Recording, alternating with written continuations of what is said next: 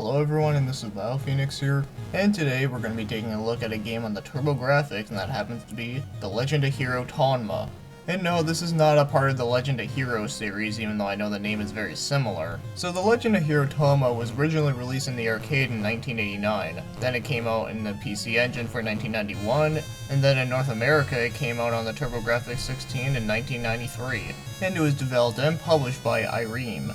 So this is a platformer slash running gun, so that's always an interesting combination. So let's talk about the story, and honestly there's not a lot I can say. So it's about our little hero named Tonma, and he has to rescue a princess from an island, and yeah, that's really about it. Although the little things that it says in between levels is kind of funny. It says, "Young man, you'd better go back here. Do you think that you can return alive once you go into this island? You must regret it later." Now that is some fantastic translation, don't you agree? I mean, how could you not? How could you not love that broken English? Okay, the translation for this game is not very good, but here's the thing though. Because this game is not very story-orientated, it's not that big of a deal. So let's get moving on to the gameplay. So obviously you can run around, you shoot, and when you jump, you can actually jump on enemies, but they don't die, they only get stunned for a little bit. So the only way to kill them is to actually shoot them.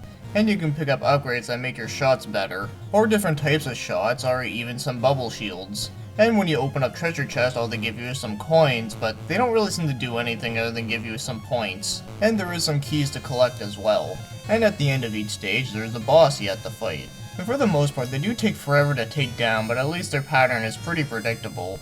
But even after that, this game is still fucking hard. Yeah, I never said this game was easy, but yeah, this game is actually very difficult. At least I find it to be very difficult.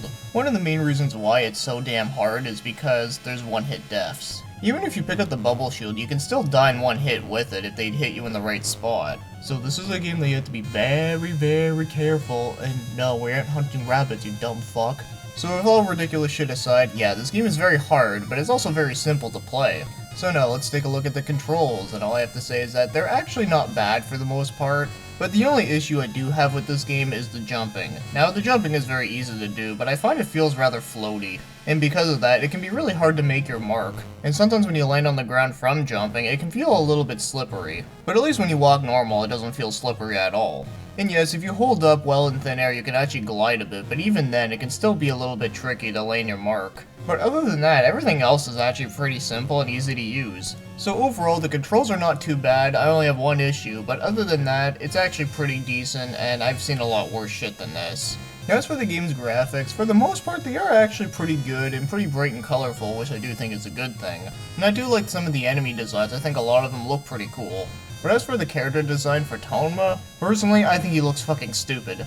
I don't know, I'm just not digging his design. Also, his facial features just look really messed up. But that's really the only thing about the graphics that I'm not a huge fan of. Other than that, everything else actually does look pretty good. Now, as for the music, okay, the music in this game is not that good. For one, it's barely memorable, and secondly, I just don't really care for it whatsoever. Although thankfully, it's not the worst thing I ever heard, and also the music in this game could have been a hell of a lot worse. I mean, they could have just came up with something that went like this.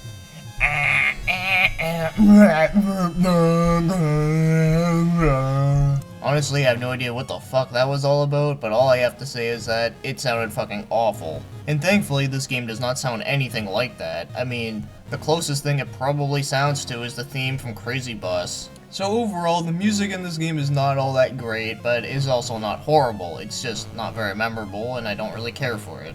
Now, if you want to go out and buy this game, well, good luck, because this game is actually very rare. Well, if you're trying to look for a North American copy, I mean, for one, I couldn't even find any North American copies on eBay. But they did have quite a few Japanese ones on the PC Engine, and honestly, their prices go from about $60 all the way to like $150.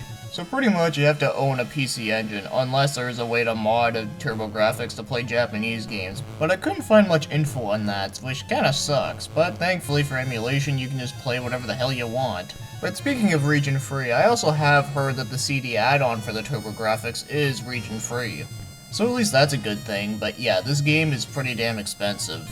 Now, if I were to rate this game, I'm gonna have to give it a 7 out of 10. This game is actually pretty fun, and it's also very damn challenging. And yeah, it's one of those games that is very frustrating.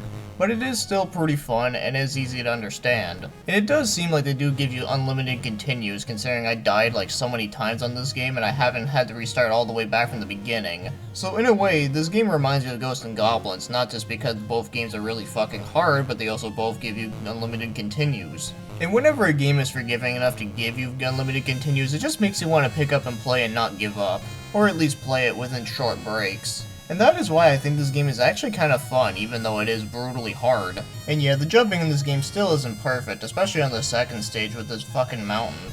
But despite that, it's a pretty solid game, and it's actually pretty fun just playing it in short bursts. Now, I wouldn't say this game is as good as something like Gunstar Heroes, but it is still a pretty solid game. So with that being said, I found this game is fun, but very hard and very challenging, but it's definitely well rewarding when you actually do something that you couldn't do before. So that's all I have to say about the Legend of Hero Tonma. So now, that's the end of this video. So, I hope you enjoyed it. Thank you for watching and commenting.